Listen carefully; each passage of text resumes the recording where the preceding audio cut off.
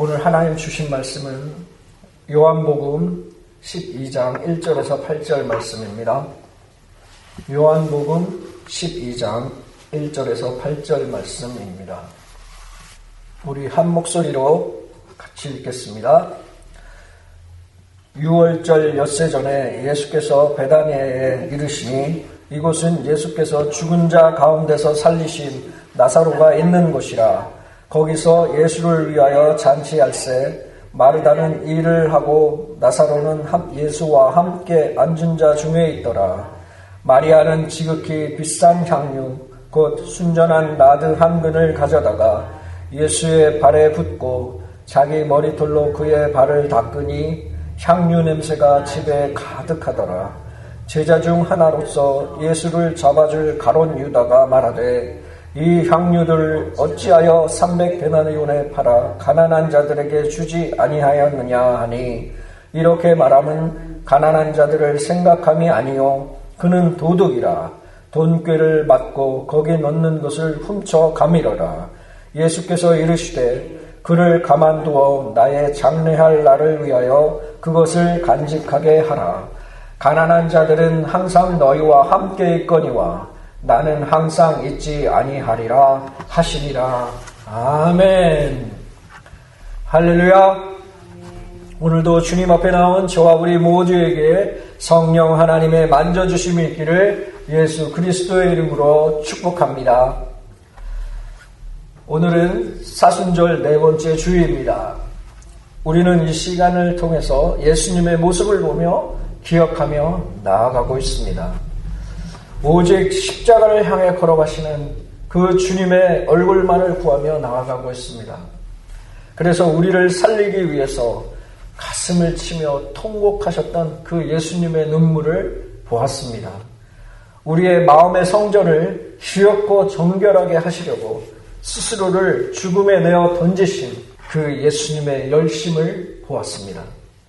사순절은 예수님의 십자가를 향한 그 길을 따라가는 시간입니다. 우리는 이 기간에 예수님의 걸음을 더 천천히 바라보게 됩니다.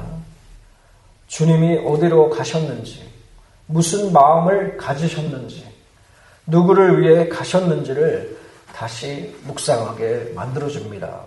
오늘 본문은 많은 그리스도인들에게 익숙한 그런 내용의 말씀입니다. 베다니에서 한 여인 마리아가 예수님께 향유를 붓는 이야기입니다. 복음서를 보면 오늘 본문과 비슷한 향유 사건이 마태복음과 마가복음에 나와 있습니다. 날짜 표현과 또 몇 가지의 세부적인 그런 내용이 조금씩 달라서 신학자들 간에 같은 사건으로 보기도 하고 또한 비슷한 다른 사건으로도 보기도 합니다. 그런데 오늘 저는 그 논쟁 자체보다 요한복음이 특별히 보여주는 그 내용에 집중을 하기를 원합니다. 요한은 이 여인을 마리아라고 밝히고 그녀가 예수님의 발에 향유를 붓고 머리털로 닦았다고 기록을 합니다. 요한은 지금 한 여인의 그 사람을 통해서 십자가를 앞두신 그 예수님께 드려진 계산하지 않은 그런 헌신을 저와 우리 모두에게 보여주고 있습니다. 보통 오늘 본문을 읽으면 사람들의 시선은 먼저 누구에게로 갑니까? 이 마리아에게 갑니다. 값비싼 향유를 깨뜨린 그 헌신, 남김없이 드린 그 사랑, 비난 속에서도 멈추지 않는 그 마음. 물론 그것도 참으로 귀한 것입니다. 그런데 오늘 사순절의 시선으로 이 본문을 보면 우리의 눈이 거기서 멈추어지면 안 되는 것입니다. 우리는 그 마리아를 지나서 예수님을 보아야 합니다. 왜냐하면 오늘 본문은 단지 한 여인의 헌신을 기록한 이야기가 아니라 이제 십자가로 가시는 그 예수님의 사랑을 비추고 있기 때문입니다. 집안에는 향유의 그 향기가 가득했습니다. 하지만 사실 그 집안에서 더 깊이 드러나고 있는 것은 이제 곧 자기의 생명을 남김없이 내어주실 그 예수님의 사랑입니다. 오늘 말씀을 통해서 우리 모두가 마리아의 그 향유보다 더 큰 것을 보게 되기를 간절히 소망합니다. 그리고 한 여인의 그 눈물과 헌신보다도 더 깊은 것을 만나게 되기를 예수 그리스도의 이름으로 축복합니다. 오늘 본문 1절은 이렇게 시작합니다. 6월절 엿새 전에 예수께서 베다니에 이르시니 말씀합니다. 이 짧은 문장 안에 아주 무거운 시간이 들어있습니다. 6월절 엿새 전. 이 말은 단순한 날짜 표시가 아닙니다. 이제 십자가가 멀지 않았다는 그런 뜻입니다. 예수님께서는 이미 마지막 주간에 들어오셨습니다. 고난이 기다리고 있고, 배신이 기다리고 있고, 체포가 기다리고 있고, 채찍이 기다리고 있고, 십자가가 기다리고 있었습니다. 예수님은 그 사실을 모르지 않으셨습니다. 예수님께서는 자기 앞에 무엇이 놓여 있는지를 아셨습니다. 그런데도 베다니에 오셨습니다. 그런데도 그 식사 자리에 앉으셨습니다. 그런데도 그 길을 계속 걸으셨습니다. 사랑하는 성도 여러분, 이것이 먼저 우리를 울려야 합니다. 먼저 저와 우리 모두를 울려야 합니다. 예수님께서는 아무것도 모르시고 십자가로 가신 분이 아니십니다. 그렇다고 억지로 끌려가신 분도 아니십니다. 그리고 상황에 밀려서 그렇게 가신 분도 아니십니다. 주님은 다 아시면서 가셨습니다. 자기를 배반할 사람이 가까이 있다는 것도 아셨습니다. 사람들이 곧 등을 돌릴 것도 다 아셨습니다. 제자들이 흩어질 것도 다 아셨습니다. 군병들이 자기를 붙잡을 것을 다 아셨습니다. 십자가에서 못이 박히고 피가 흐를 것도 다 아셨던 분이 예수님이십니다. 그런데도 예수님께서는 걸음을 멈추지 않으셨습니다. 이것이 사랑입니다. 사랑. 무지한 사랑이 아니라 아무것도 모르고 달려드는 그런 감정이 아닙니다. 모든 것을 알면서도 물러서지 않는 그 사랑입니다. 우리는 보통 내 앞에 고통이 보이면 피하려고 합니다. 손해가 보이면 뒤로 물러섭니다. 내가 상처를 받을 것을 알면, 그게 보이면 멈춥니다. 그런데 예수님께서는 다 보시고도 그 길을 가셨습니다. 왜입니까? 우리 때문입니다. 나 때문입니다. 저와 우리 모두 때문입니다. 예수님은 십자가를 향해 걸으실 때 십자가인 그 나무만 보신 것이 아닙니다. 손과 발에 박히실 그 못만 보신 것이 아닙니다. 자신이 벌거 벗겨질 그 수치만 보신 것이 아닙니다. 그 십자가 너머에 있는 죄인된 저와 우리 모두를 보신 것입니다. 저와 우리 모두를 보신 것입니다. 도대체 살 길이 없는 영혼들을 보셨습니다. 죄에서 빠져나올 수 없는 그 사람들을 보셨습니다. 겉으로는 살아있으나 속은 무너진 그 인생들을 보셨습니다. 회개해야 하는데 돌아올 힘조차 없는 그 사람들을 보신 것입니다. 예수님은 그런 저와 우리 모두를 보시고 고난의 길을 결코 포기하지 않으셨습니다. 사랑하는 성도 여러분, 사순절에 우리가 제일 먼저 붙들어야 할 것은 내가 무엇을 해야 하나가 아닙니다. 그보다 먼저 예수님께서 나를 위해 어떤 길을 걸으셨는가라는 것입니다. 예수님께서는 편한 길을 버리고 십자가의 길을 택하셨습니다. 예수님께서는 안전한 자리를 떠나 고난의 자리로 들어가셨습니다. 예수님께서는 자기 자신을 지키지 않으시고 저와 우리 모두를 살리기 위해 앞으로 가셨습니다.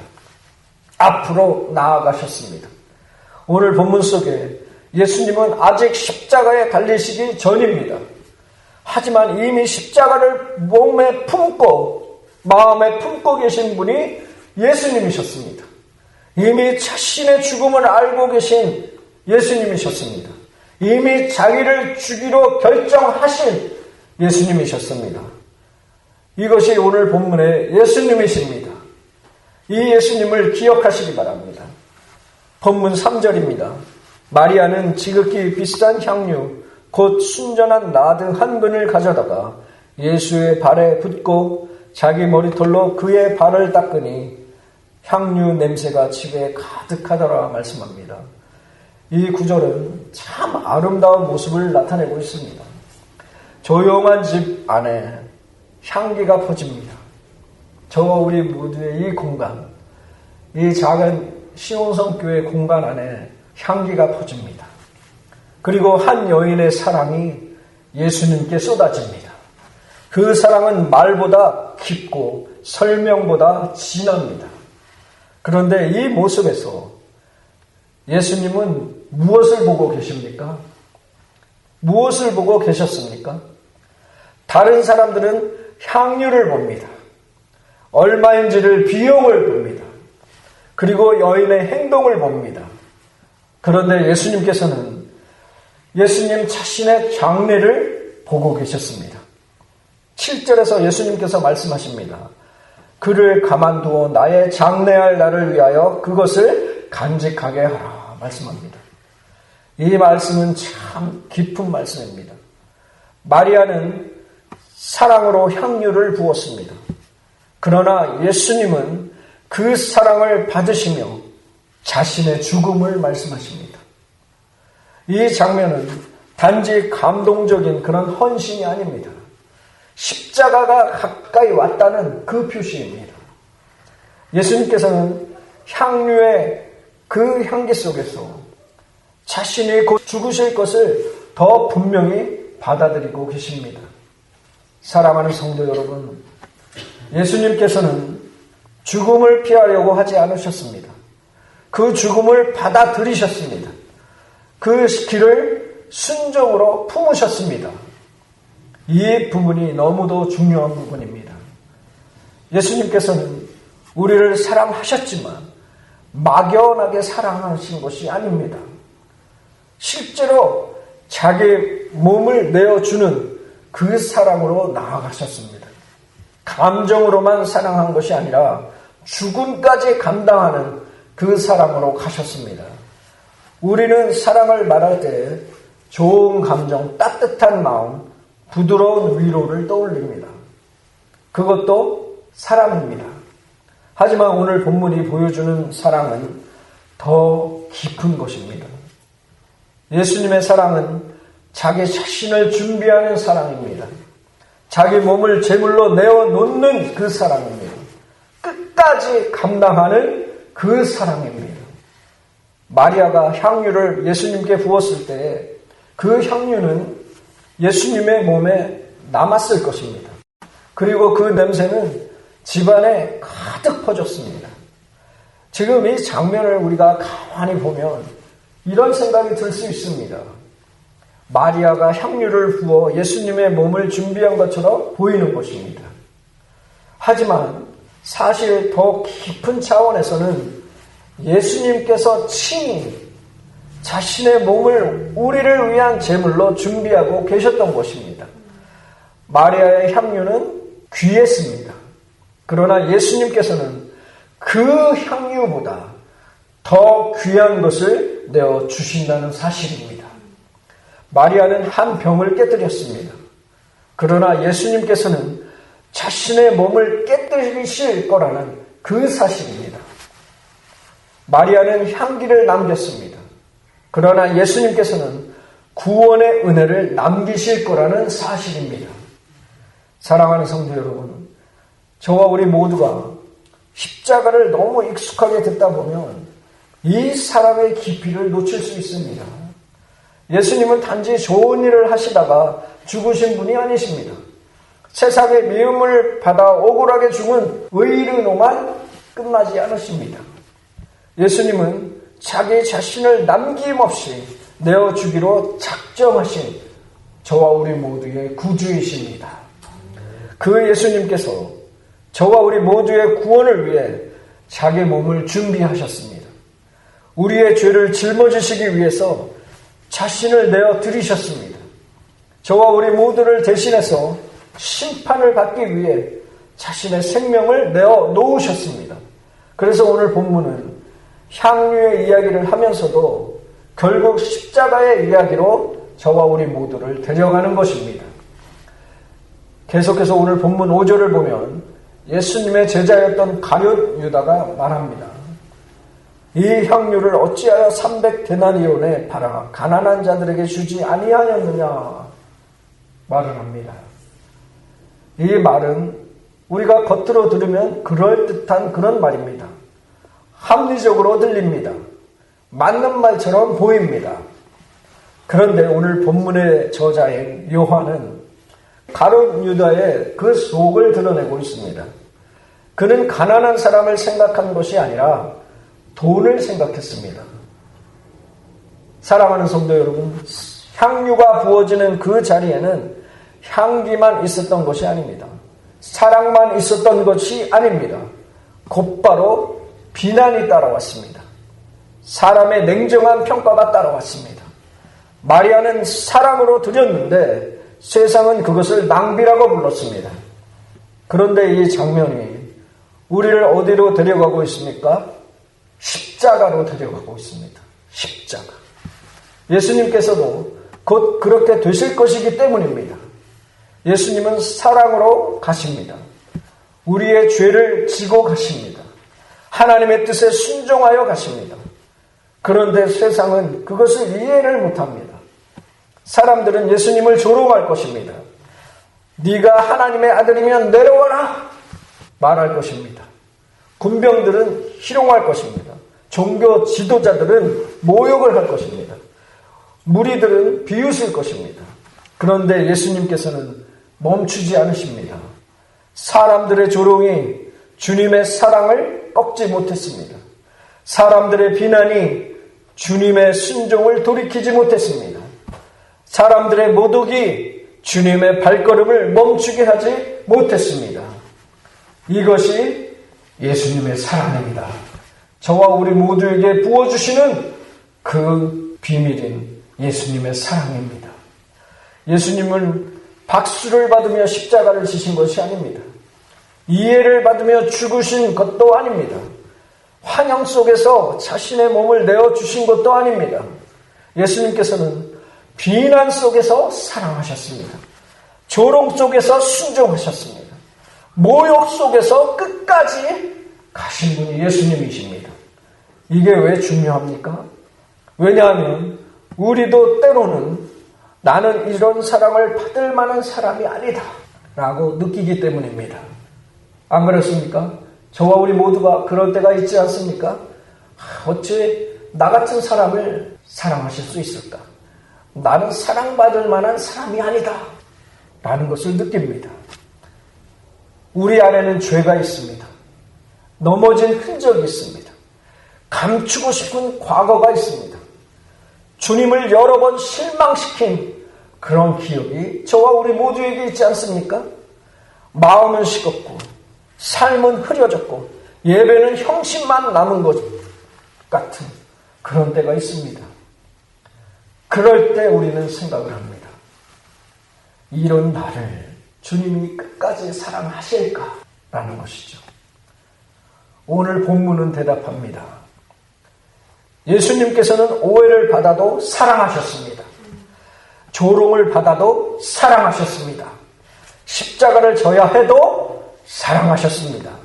그러므로 저와 우리 모두의 죄와 연약함이 주님의 사랑을 끊어내지 못합니다. 로마서 8장 35절과 38절 39절에 말씀합니다. 누가 우리를 그리스도의 사랑에서 끊으리요? 환난이나 공고나 박해나 기근이나 적신이나 위험이나 칼이라 내가 확신하노니 사망이나 생명이나 천사들이나 권세들이나 현재일이나 장래일이나 능력이나 높음이나 깊음이나 다른 어떤 피조물이라도 우리를 우리 주 그리스도 예수 안에 있는 하나님의 사랑에서 끊을 수 없으리라 말씀합니다. 누가 우리를 그리스도의 사랑에서 끊으리요? 누가 우리를 우리 주 예수 그리스도 예수 안에 있는 그 하나님의 사랑에서 끊을 수 있습니까? 아무도 없습니다. 저와 우리 모두 가운데 한 영혼이 이 말씀을 꼭 들어야 합니다. 나 자신이 주님께서 사랑하기 어려운 그 사람이 된 것이 아닙니다. 나 자신이 너무 멀리 와서 이제는 돌아갈 수 없는 것이 아닙니다. 나 자신이 실패했기 때문에 주님이 포기하신 것이 아닙니다. 예수님은 다 아시면서 가셨습니다. 다 아시면서도 자기 몸을 내어주셨습니다. 이것이 복음입니다. 저와 우리 모두를 살리는 복음입니다. 오늘 본문에서 마리아는 향유를 부으셨습니다. 향유를 붓습니다. 아주 값비싼 향유입니다. 그녀에게는 귀한 것이었습니다. 어쩌면 인생의 전부와도 같은 그런 것이었을지도 모릅니다. 그런데 사순절이라는 시간을 통해서 이 모습을 보면 우리는 더 큰 사랑을 보게 되는 것입니다. 마리아는 가장 귀한 것을 드렸지만 그러나 예수님은 더 큰 것을 주십니다. 예수님은 남는 시간을 주신 것이 아닙니다. 남는 힘을 주신 것도 아닙니다. 남는 것을 조금 떼어 주신 것도 아닙니다. 예수님은 자기 자신을 내어주셨습니다. 예수님 자신을 저와 우리 모두에게 내어주셨습니다. 십자가는 예수님이 우리에게 무엇을 주셨는지를 보여주고 있는 것입니다. 예수님께서는 말씀만 주신 것이 아닙니다. 위로만 주신 것이 아닙니다. 기적만 주신 것이 아닙니다. 자신의 몸을 내어주셨습니다. 자신의 피를 흘리셨습니다. 자신의 생명을 내어 놓으셨습니다. 그러므로 오늘 제목처럼 오늘 본문은 결국 저와 우리 모두를 예수님의 남김없이 주어진 그 사랑 앞으로 데려가고 있는 것입니다. 예수님은 생명을 남김없이 부어 주셨습니다. 예수님은 죄인인 저와 우리 모두를 위해서 가장 귀한 자신을 내어 주셨습니다. 예수님의 사랑은 온 세상의 구원의 길을 열었습니다. 이 예수님의 사랑 앞에서 우리가 할 수 있는 것이 무엇입니까? 먼저 감탄이 아닙니다. 먼저 우리의 결심도 아닙니다. 먼저 저와 우리 모두의 무너짐입니다. 주님, 나를 이렇게까지 사랑하셨군요. 주님, 나는 여러 번 흔들렸는데도 주님은 끝까지 가셨군요. 주님, 나는 반쯤 들이며 살았는데 우리 주님은 전부를 내어주셨군요. 주님, 나는 늘 계산하며 살았는데 주님은 남김없이 나를 사랑하셨군요.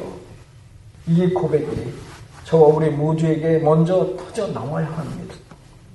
사순절은 우리에게 더 잘하라고만 말하는 시간이 아닙니다.